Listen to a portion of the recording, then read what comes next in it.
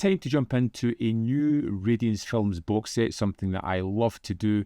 This time it's the biggest set they have released. Here we have Radical Japan, Cinema and State, 9 films from Nagisa Ōshima, a filmmaker who I'm familiar with, probably his biggest title, Merry Christmas, Mr. Lawrence, and excited to check this out.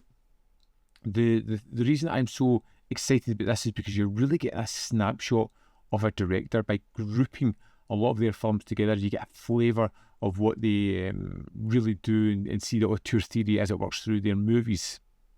I'm hoping this is going to be the first of many that Radiance do. The first film in this set is 1961's The Catch, and the synopsis of this was just wild. You're thinking about it. In the final months of World War II, a rural Japanese village captures an African-American airman and locks him away until the authorities arrive.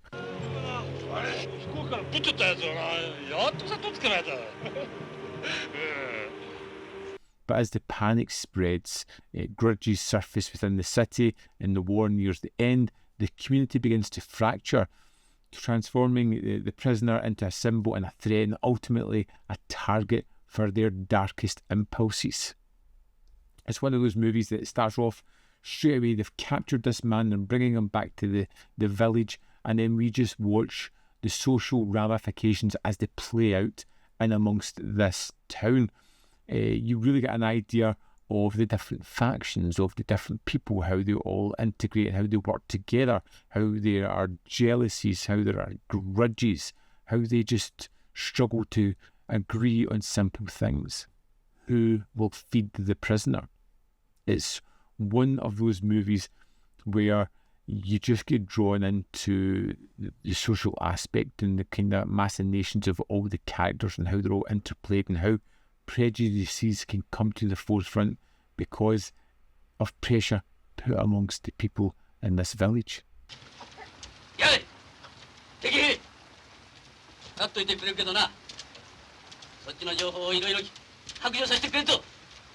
There's lots of things that come to the forefront that I really enjoyed about this film, and the fact that Ōshima exposes prejudice not just as a sort of external influence in this, but something deeply rooted within the villagers themselves.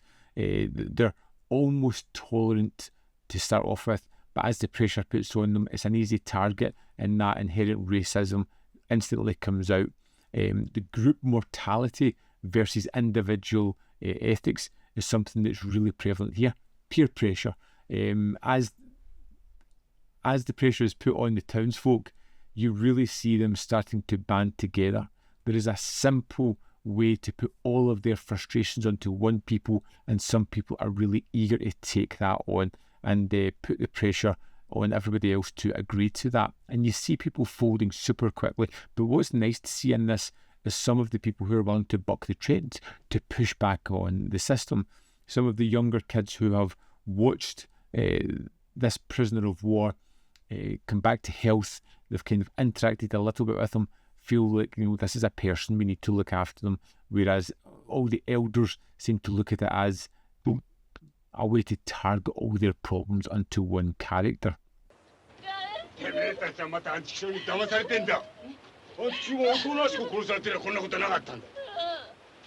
One of my favourite things about this film was the simplicity of it. It has a very simple tale. In fact, it almost unfolds like a fable, but the implications here are vast and deeply uncomfortable. So there's a lot more under the rather easy-seeming story that it's telling here, and that's one of the things that I really like about this. Another aspect that is wonderful is the silence of the prisoner. Very rarely does he speak throughout this. You can put it down to he doesn't understand the language, doesn't know what's going on, or he may just feel it's better to be quiet and be seen as little as possible. But he barely speaks at all.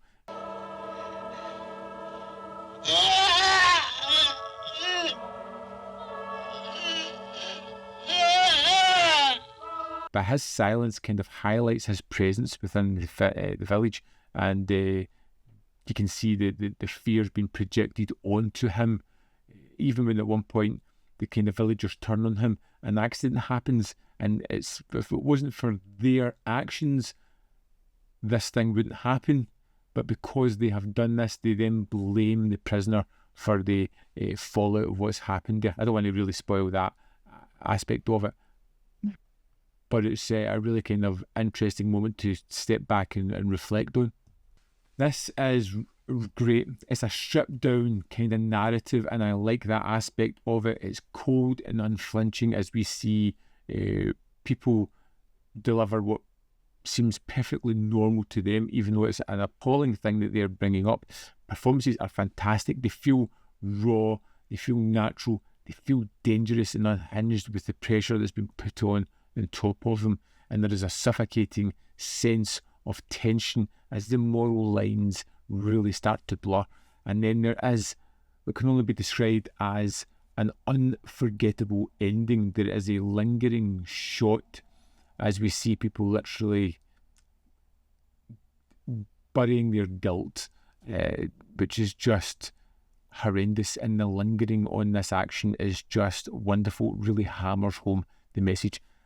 As I start to this set, really interesting. I liked it. A little bit long, gets a little bit muddled in parts. It's not a great film, but really interesting, really one that I've been thinking about since I watched it, and one that's made me eager to go and check the rest of these films, which is a good thing. I'd love to know your thoughts on The Catch, and if you've picked up this wonderful set. First, let's have a look at the entries on this disc. Here we are in the disc for The Catch.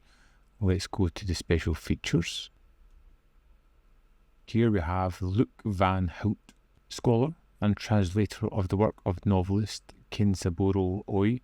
Van Hout discusses the original story of The Catch, its differences with Ōshima's film, and the fallout from the film's creation, filmed exclusively for Radiance in June 2025. It's 30 minutes, 1 second, and that is a perfect synopsis of what this extra is all about. I like the way he delivers his information. I like the way the extra is structured, how we follow from the book, its adaptation, how it differs from the screen, and to its impact. I thought it was a really well researched and terrific piece. That's the extras for The Catch. So there we have it.